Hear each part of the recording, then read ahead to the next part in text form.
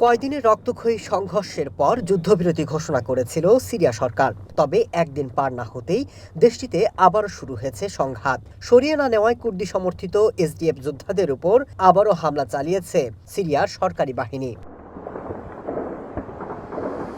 এরই মধ্যে কয়েকটি শহরে চলছে সেনা অভিযান। রাতভর এসব অভিযানে হত্যা করা হচ্ছে বিদ্রোহীদের।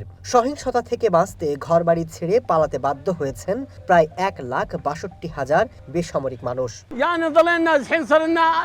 আমাদের ভাগ্য 15 বছর ধরে ঝুলছে। এখানে নিরাপত্তা নেই।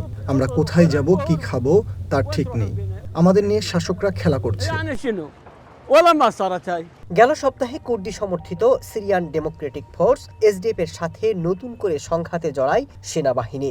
শুক্রবার যুদ্ধবিরতির ঘোষণা দেয় দেশটির প্রতিরক্ষা মন্ত্রণালয়। শর্ত ছিল আলেপ্পোর 3টি বিশেষ এলাকা থেকে সরে যেতে হবে কুর্দি যোদ্ধাদের।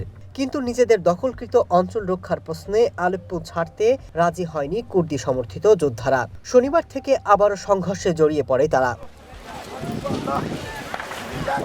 এমন প্রেক্ষাপটে মানবিক সংকটে বিপর্যস্ত সিরিয়ায় চলতি বছর $722 মিলিয়ন অনুদান পাঠানোর ঘোষণা দিয়েছে ইউরোপিয়ান ইউনিয়ন। যুদ্ধ পরবর্তী সিরিয়া পুনর্গঠনে আগামী বছরও এই পরিমাণ সহায়তা দেবে ইইউ।